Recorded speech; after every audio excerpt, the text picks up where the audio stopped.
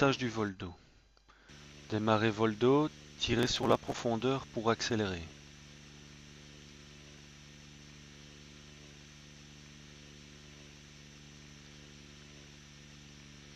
Pour le virage à gauche, les sticks ont tendance à se centrer vers le milieu de la télécommande. Par contre, pour le virage à droite, c'est l'inverse, les sticks semblent s'opposer. Si le nez de l'hélico a tendance à piquer, poussez le cyclique vers l'avant. Par contre, si vous montez, tirez sur le manche et votre hélico descendra.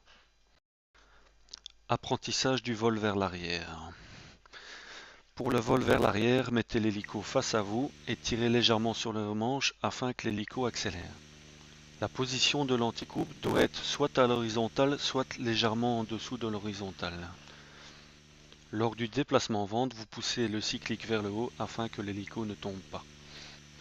Lors de vos virages à gauche et à droite, les deux sticks vont du même sens, c'est-à-dire que l'anticouple et les ailerons tournent du côté gauche pour le côté gauche et tous les deux du côté droite pour le côté droite. Lors de votre déplacement dos vers l'arrière, pour que l'hélico ne chute pas, il vous suffit simplement de tirer sur le cyclique vers le bas.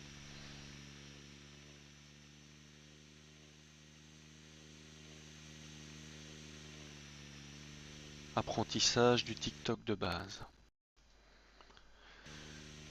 Gaz négatif, poussez. Gaz positif, tirez. Gaz négatif, poussez. Vous devez toujours utiliser les gaz en premier, sinon si vous utilisez le cyclique trop vite, votre hélico chutera inévitablement.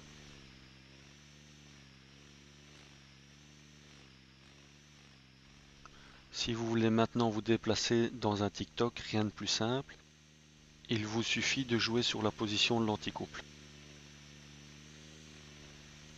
Positionnez le nez de l'hélico vers la droite, votre hélico se déplacera sur la droite, et inversement, si vous positionnez votre nez de l'hélico vers la gauche, il tournera vers la gauche.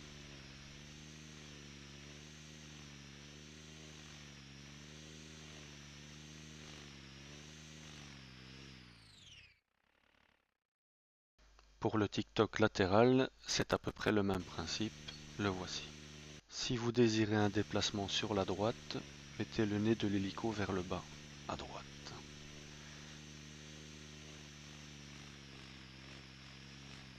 Pour un déplacement sur la gauche, mettez l'anticouple de l'hélico légèrement vers le bas et votre hélico se déplacera sur la gauche. Passons maintenant à l'apprentissage du pyrophilippe.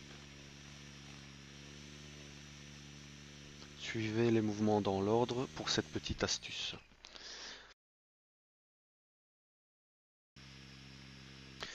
Dans un premier temps, poussez la profondeur vers l'avant. À ce stade, vous enchaînez maintenant avec un tour d'anticouple. Vous inversez les gaz et vous tirez sur la profondeur.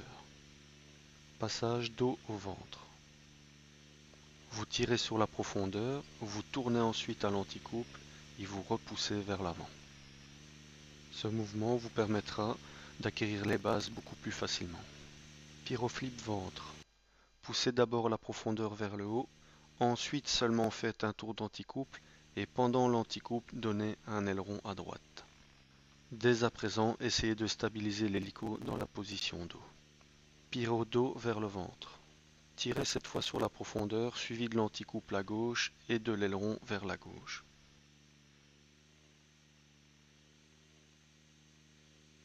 Apprentissage du funnel de base.